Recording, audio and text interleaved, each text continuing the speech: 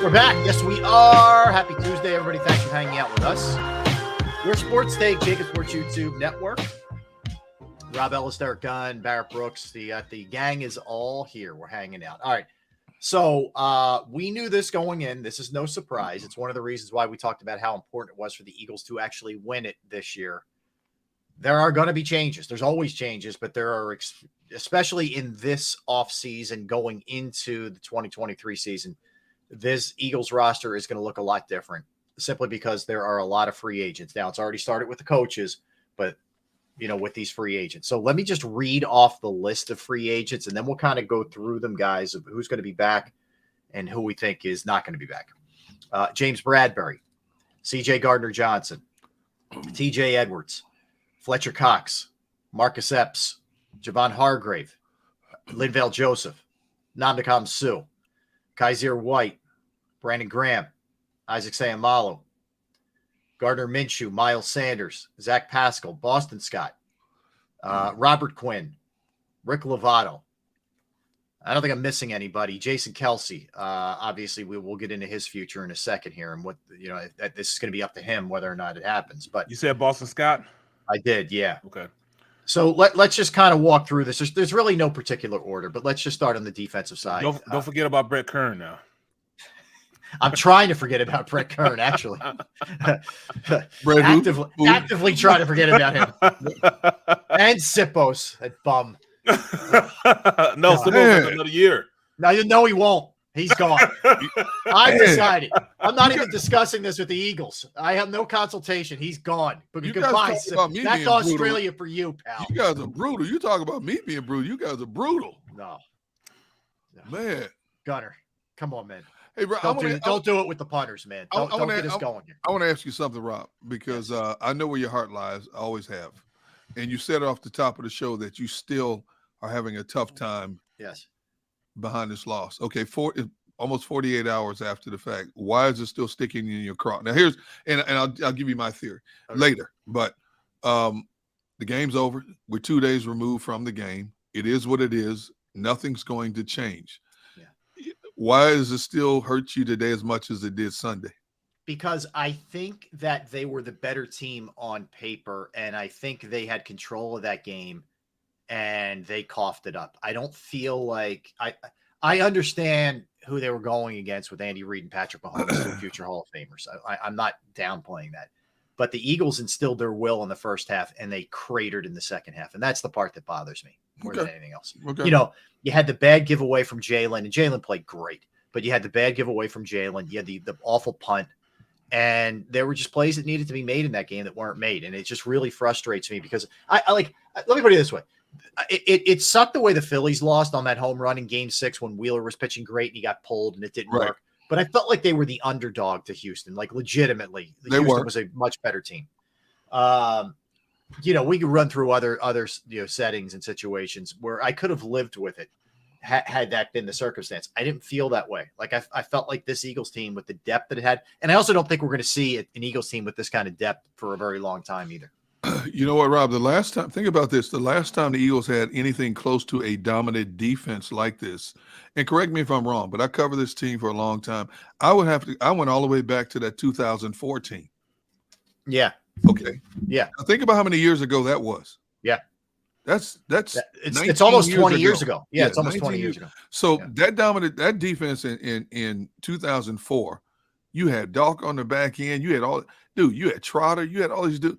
Dude, that defense was a monster back then. It's been almost 20 years since they've had a defense come close to that. And this defense, in terms of numbers, surpassed that defense and then some. Because of the advent of free agency, it's going to happen. Now, they will have a good defense next year because you still have Hassan Reddick. You still have Josh Sweat, probably Brandon Graham. Even if they decide to get rid of one or both of the tackles in Hargrave and Cox, you still have young players that have gotten a wealth of experience in Jordan Davis to come in and fill some gaps. You're going to have to get some linebackers. You may have to get another safety, okay? But they still have the potential to be a good defense. Now, that 2005 defense should have been just as good as 2004. That team in 2005 should have been just as good as 04. T.O. lost his mind, divided the locker room. And number two, that 2005 team with basically the same players was decimated by injuries, and that's why they finished 6-10 after coming off a 13-3 campaign in the Super Bowl campaign. I agree with you and what made me say what I said was I agree with you. I don't know if we're going to see a dominant defense like this from a Philadelphia Eagles team, maybe for the next 5 to 10 years. Yeah. No question about it. All right, let's run through them, and you guys tell me if you want to say you don't even have to go like back or not back. If you feel like the percentages are high or whatever the case may be, let's just kind of walk through each one of these. And again, I'm not even kind of going through these in terms of like importance or whatever. Let's just go defensive side first. Bradbury. Now keep in mind they're already paying Slay a lot of money. That has to be in the equation here when you look at this. But do we think that Bradbury's back? Barrett, I'll start with you on Bradbury. I'm gonna say absolutely not. He played well enough that he's gonna garner some huge cash going into this offseason. He's gonna get paid, and he should get paid. We won't be able to afford both him. Maddox is also getting paid a lot of money, so there's just not enough room in it for all those guys. So I think he's a casualty of war. All right, let me ask you this. Now, Gunnar, I'll pose this to you, playing off of that. If all things were equal, who would you rather have, Bradbury or Slay? If you're asking me that, I still want. That's tough, man, because I'm looking at the age, and Slay is way older than Bradbury. But is he way older? I think so. Slay. I think they're pretty close. Maybe like a year or two. 91. Slay's 91. And so Slay will be 32. Why just keep doing that? Why is my internet running so slow? All right, so Slay's 32 right now. Bradbury's 29. So, so he's the younger guy. Yeah, he's younger. He is. So in that aspect, I would go Bradbury. I'd keep Bradbury over Slay. Okay. And that's just because of age. Production-wise, they were pretty equal. Okay. Production-wise. I think Bradbury plays better in zone coverage also. So I'll go Bradbury. So I would keep Bradbury. How about you, Gunner? Hands down, Bradbury. When you look at the passes defended, you look at the measure of consistency from start to finish, there's no question it was Bradbury. Slay had that lull for like 7-8 games where we're screaming, where's Slay? Where the heck is Slay? Where's big play Slay? And I just think Bradbury is the more consistent player in terms of what you need on the back end, the stabilizing factor on the back end of that defense. So I would definitely keep him. But, people keep screaming, trade Slay, get rid of Slay. But the Eagles, I believe, if I'm not mistaken, take a big cap hit if they try to get rid of Slay. Yeah. I don't think he needs to go anywhere. I like Slay. I do too. I like him. But you asked me who would I keep, one or the other. If you're twisting my arm asking me which one will I keep, I would say I would want to keep Bradbury over Slay. Okay. But because you're already paying Slay big money, I have to agree with Barrett. And I said it before. I don't think Bradbury's coming back. You can't put that kind of money into 2 cornerbacks. Yeah. Nope. You can't. I get a feeling he's out too. Let's go CJ Gardner-Johnson. Derek, why don't you start on this one? You better bring him back. Yeah. I think that would be, other than giving Jalen Hurts his money and appeasing your franchise quarterback, I think it would be the biggest offseason mistake that the Eagles make if they don't bring this dude back. Mm-hmm. I don't care what it takes to get him back either. When you look at his body of play, especially in that Super Bowl, man, he laid the lumber on Pacheco. He came up and hit. We talked all season long about how the Eagles' defensive tackling had been inconsistent, porous at times. The one guy who, when he stuck his head in there, he didn't miss tackles was CJ. Mm-hmm. He can go sideline to sideline. If you want to play single high, Jonathan Gannon's defense didn't play a lot of single high defense, but a lot of teams do. And what do you need when you play single high defense? You need a guy back there playing center field who can get sideline to sideline in a hurry. Mm-hmm. That's CJ. I'm definitely bringing him back. If I'm pulling the strings money wise, I'm definitely bringing CJ back this year. I would rank him as my number one priority. Yes, I agree. All right. I Barrett, you agree? He's got to be back. You got to look. It's between him and are you going to bring back Marcus Epps? And to pick between the two of them, I think that CJGJ is the all-around better player. Mm-hmm. He gives you more of what he can do. He can play in the slot. He can play deep. He's very instinctual. He makes plays. If I was going to pick, from the safety position, I'd have to go CJGJ. Is he a must-sign? He's a must-sign. He's a must-sign. You got to bring him back. He just brings too much to the equation. Will he price himself out of this? Yes. Somebody's going to offer him a boatload more cash than we are. Jeez. Yeah. Okay. So the chance of him coming back, I don't think he's coming back. Wow. Now, you ask me who would I want, and if he's a must-sign, I'm going to say CJGJ. But is he going to come back? And Bradbury gone. Oof. Okay. But I don't think that he will be back because people are going to offer him a boatload of cash. Yeah. All right. He led the NFL. He was co-leader of the NFL in interceptions. Yeah. Okay. Okay. Fletcher Cox.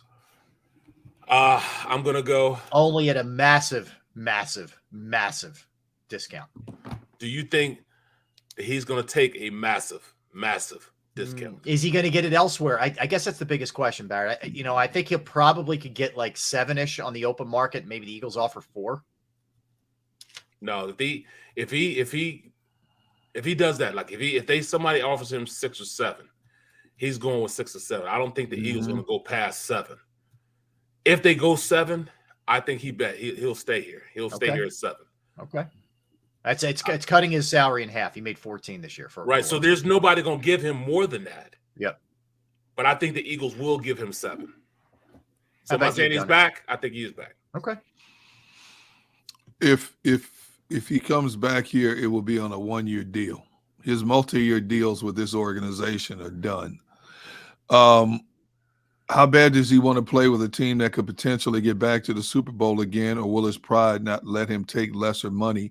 And he may take a few more bucks, and what I mean by a few more, it might be $1 million or 2 more to go somewhere else to try to fit into a scheme that he has to start from fresh in when he already is a big dog in the pond here. If I'm pushing it, I say he's gone, to be honest. You got to make way at some point, Rob, for Milton Williams and Jordan Davis to get in there and play every down. Yep. And you get a lot younger and a lot cheaper, which will allow you to focus cash resources elsewhere that you prioritize. Mm-hmm. Yeah, I'm in agreement. I think he's gone as well. You brought up Epps, Barrett. Let's revisit. You think he's back? It sounds like if CJGJ's gone, he'll definitely be back. Would you agree? Yes. He'll be back. He'll give him a discount too. I think he likes it here. And the Eagles also understand, they have to, keep guys that are homegrown in the system. You know what I'm saying? They can't continue to make the same mistakes they had when evaluation of talent, letting guys go. You know what I'm saying? Mm-hmm. And I think he's a guy that grew up through the ranks. So is he going to be here? Yes, because I don't want him to be another Jordan Poyer. Guy we had right up underneath us, right there, and we let him go. He's the next Jordan Poyer. If we let him go, he'll be the next Jordan Poyer. Okay. So I think he will be here. Javon Hargrave, double-digit sacks from the defensive tackle position.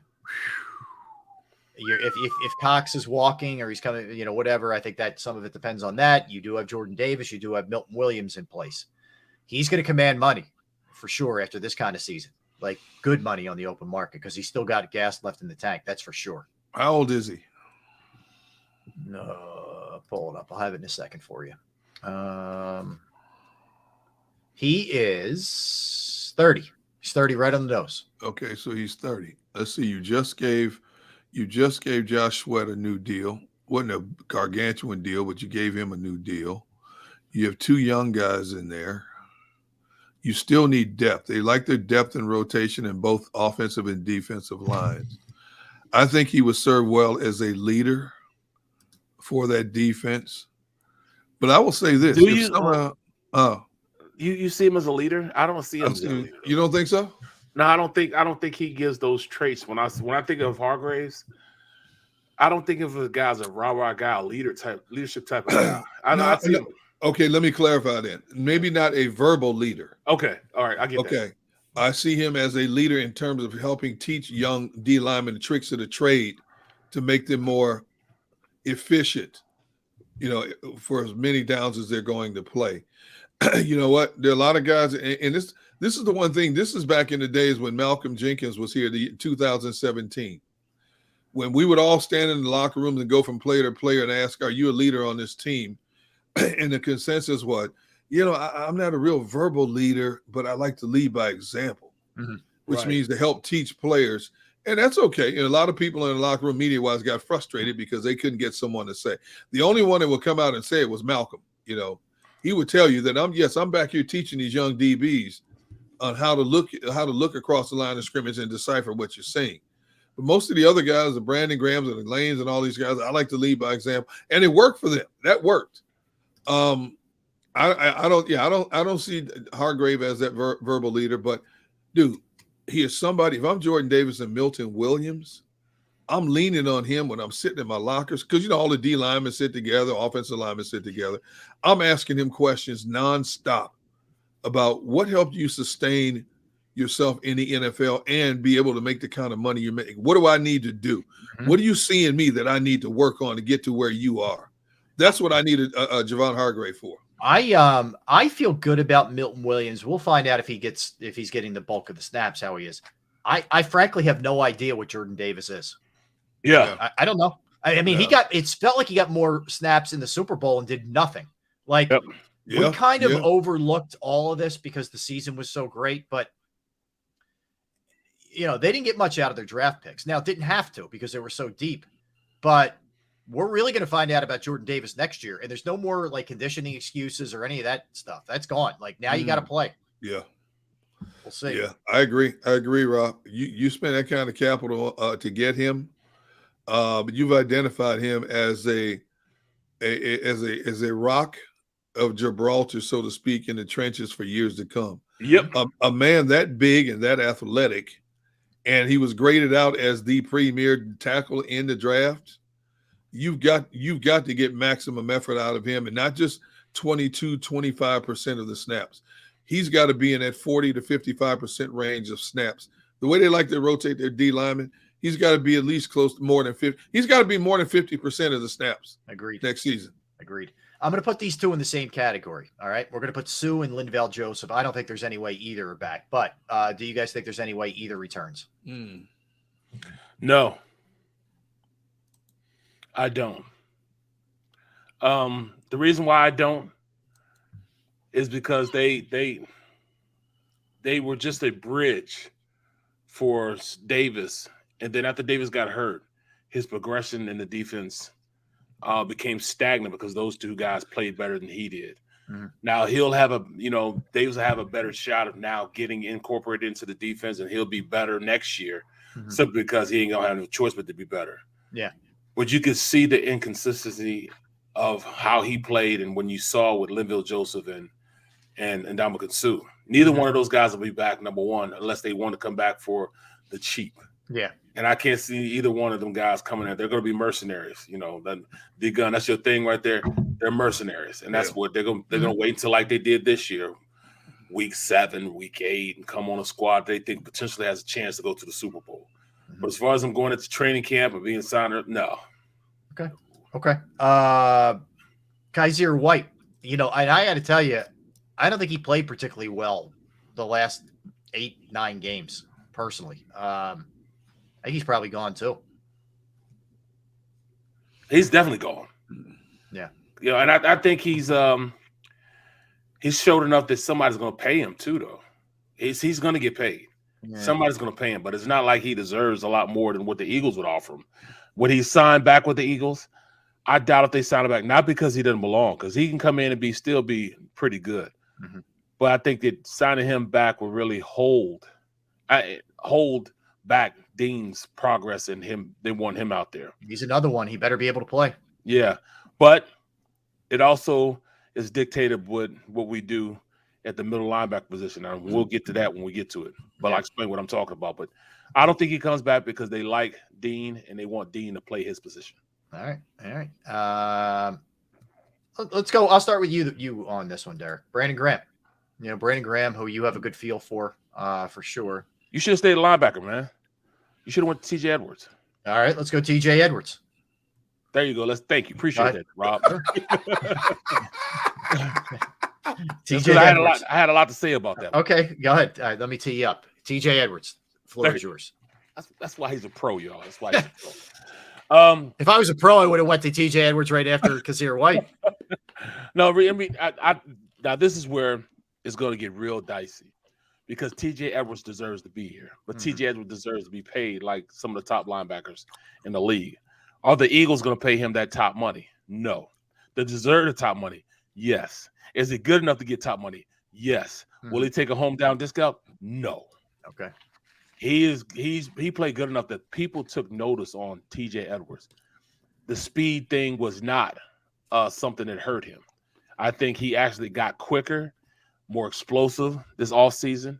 He made himself a way better player than people thought. So I think he's kind of outpriced himself with the Eagles. Somebody's going to offer him some good money. He's going to be just like all the other linebackers have left here, but had pretty good careers. What was the guy from Texas that came in and went to the Cardinals? Now he's with the Minnesota Vikings. Jordan Hicks, yeah. He's the next Hicks. He's the guy that's going to go out. He's going to be the next Hicks. He's going to have a great career and he's a diamond in the rough right now. Yeah. But when he leaves here, he's going to be that diamond. He's going to be the free agent somebody brings in to head their defense, and he's going to take hold and be that guy for him. He's going to be one of those guys who's talking about 180 tackles, 170 tackles each year. That's what T.J. Edwards is. And I said that because who do they have? That other guy that spells his name wrong, the Ellis guy. ELLISS, Christian Ellis. Yeah, yes. He will be. Look, it feels like at least as we go through this, we're talking about a lot of people gone. Yeah. a lot. Yep. Yeah. Oh, Gannon got the Cardinals job. That's official now. According to Adam Schefter, they're finalizing the deal.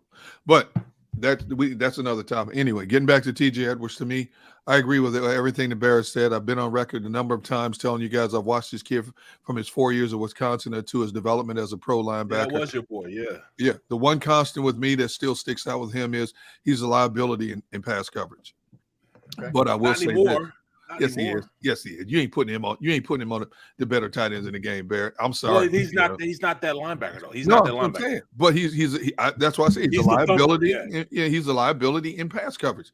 That's the only negative in his game. I love watching him where he is now compared to, and he was a monster at Wisconsin. Yeah, he was. The only thing he couldn't do was cover.